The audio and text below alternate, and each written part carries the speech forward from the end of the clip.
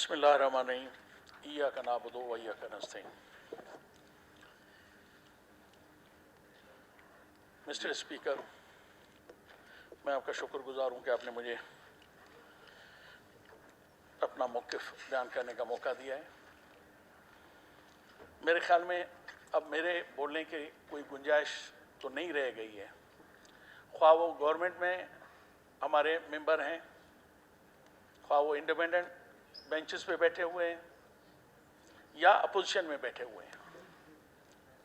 सब ने एक ही दिहाई दी है, एक ही फरियाद की है, वो है वापडा। सर्दियों में सुई गैस और गर्मियों में, सर्दियों दोनों सीजन्स में वापडा ने यहाँ एक जुल्म का बाजार गर्म किया हुआ है। ये बात कहते हुए मुझे दुख भी हो रहा है, तकलीफ भी हो रही है, क्योंकि इस वक्त मरकज में मेरी हुकूमत बैठी हुई है, पीटीआई की हुकूमत बैठी हुई है। और मैं ये भी बताता चलूं कि बहुत सारे दोस्तों ने अभी मुझे कहा भी सही कि जी आपको उन्होंने रिस्पॉन्सिबिलिटी दी है, जिम्मेदारी दी है, स्पेशल असिस्टेंट बनाया है। ज़रूर मुझे बनाया गया है, मुझे नामजद ज़रूर किया गया है, मगर मैं अफसोस से ये बताना आपको चाहता हूँ कि सिर्फ नोटिफिकेशन की हद तक तो मैं स्पेशल असिस्टेंट हूँ प्राइम मिनिस्टर का, इससे ज़्यादा मेरा कोई अमल दखल नहीं। इससे पहले हमारे जो मरकज़ी वापडा के वज़ीर थे उमर अयूब साहब,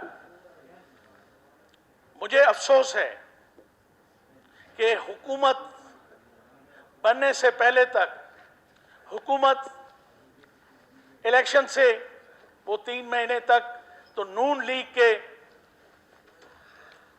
नुमाइंदे थे, उनके वजीर थे। हमारी बदकिस्मती है कि उस जैसे आदमी को यहां वजीर बनाया गया जो न हमसे बात करना पसंद करते थे, न हमारी बात सुनना पसंद करते थे, और न इन 3 सालों में एक दिन उन्होंने मुझे किसी मीटिंग के लिए बुलाया।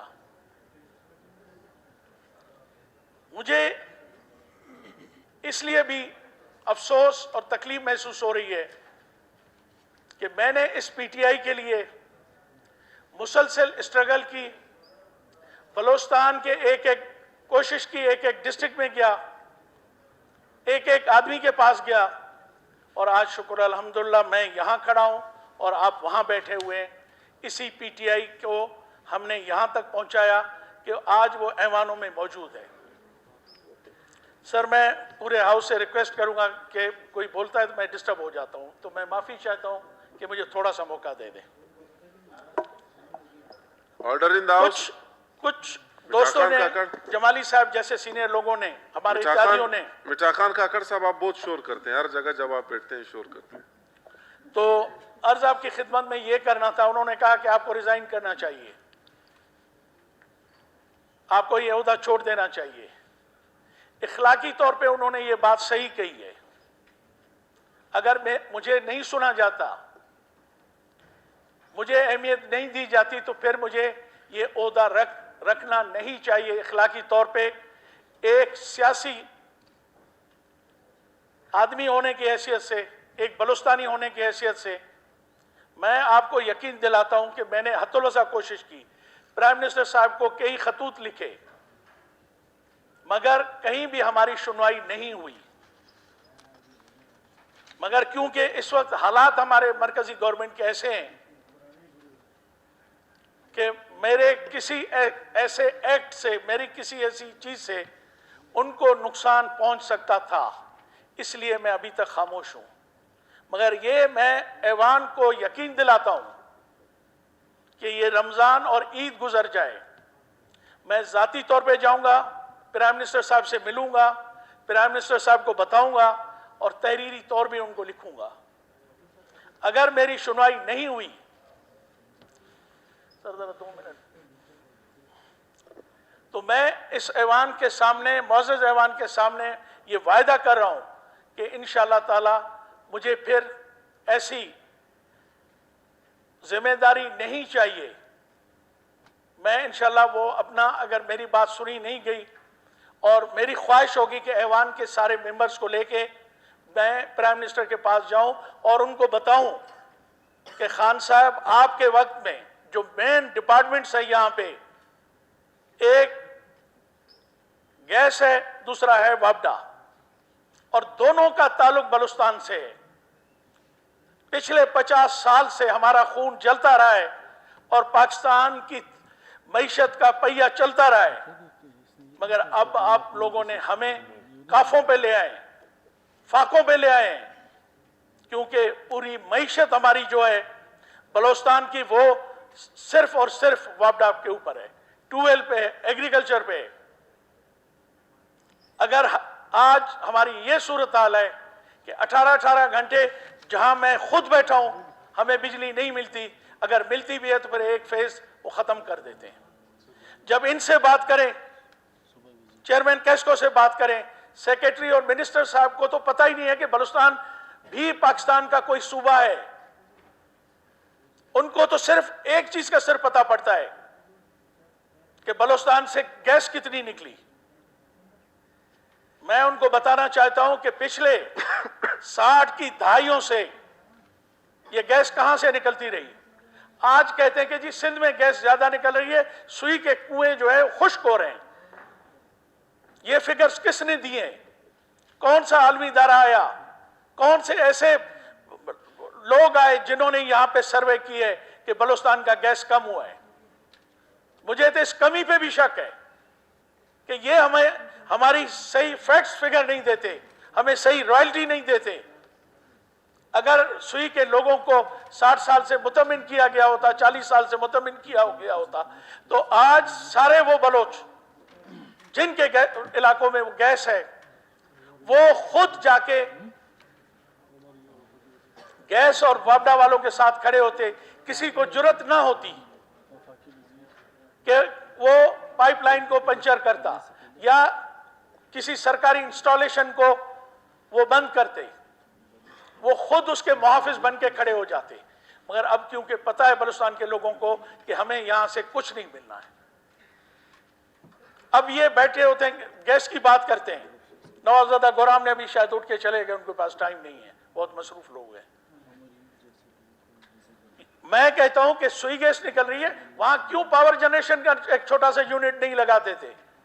کم سے کم دیرہ بگٹی کو ڈسٹرکٹ کو تو کم سے کم بجلی مہیا ہوتی.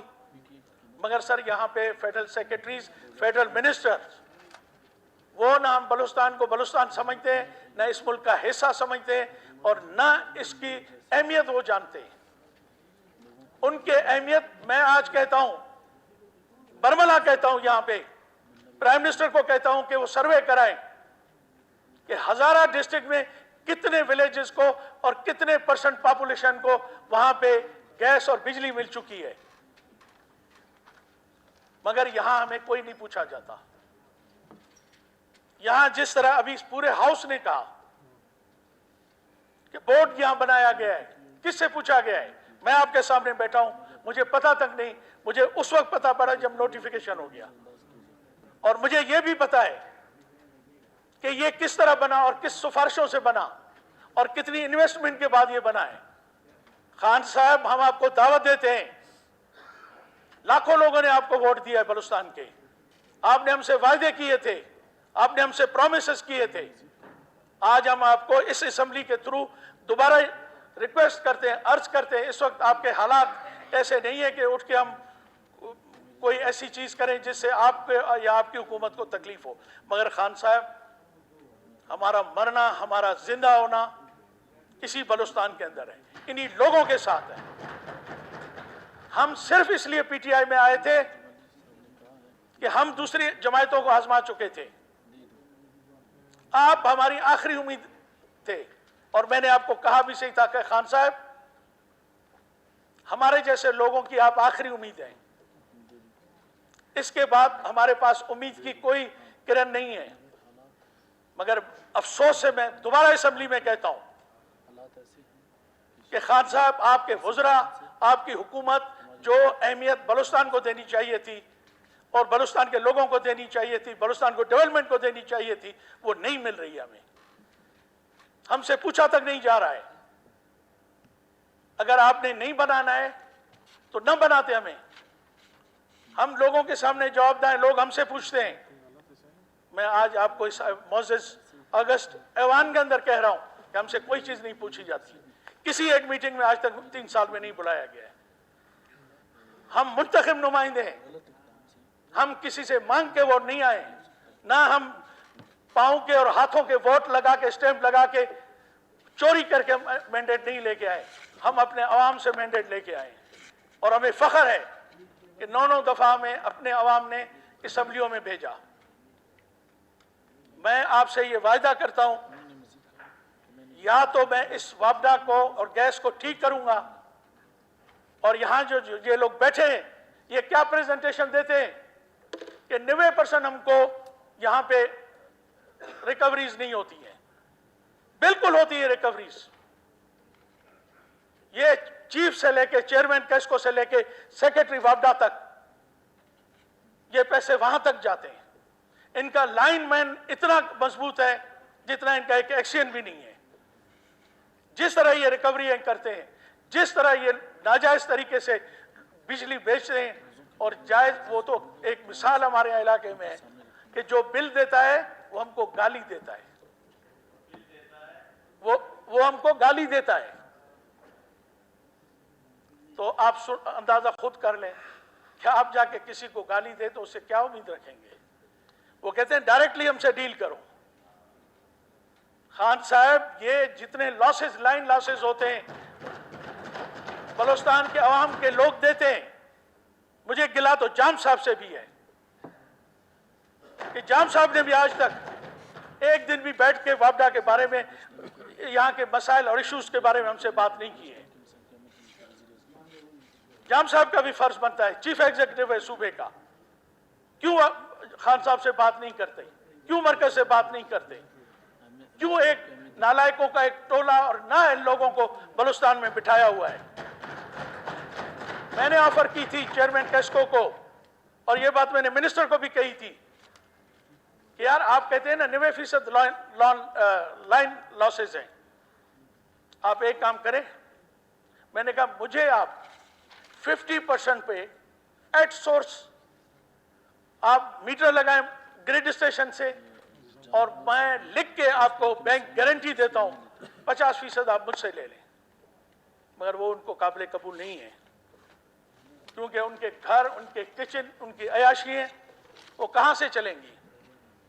آج میں 3 سال کے بعد مجبوراً آج اس ہاؤس کے اندر مجھے بولنا پڑ رہا ہے، اور میں یہ آپ کو بتا رہا ہوں، عید کے بعد اگر آپ میں بھی کوئی ہمت ہے میرے ساتھ چلیں، اگر ہماری بات مانی گئی تو ٹھیک ہے، نہیں مانی گئی تو یہ میں ہاؤس کے اندر پرومس کر کے آتا ہوں کہ میں وہاں انشاءاللہ اپنی یہ جو ایڈوائزری مجھے ملی ہوئی ہے یا اسپیشل اسسٹنٹ ہے، میں وہاں ریزائن دے کے پھر انشاءاللہ میں بلوچستان آؤں گا اسے اسمبلی میں۔ تو میں اس ہاؤس کے تھرو آپ سے ریکویسٹ کرتا ہوں، میں جاؤں گا، میں پرائم منسٹر کے پاس یہ جو یہاں آج ہمارے ممبران نے جن خیالات کا اظہار کیا ہے یہ اٹھا کے میں انشاءاللہ کنوے کروں گا اپنی حکومت کو، وزیر اعظم صاحب کو۔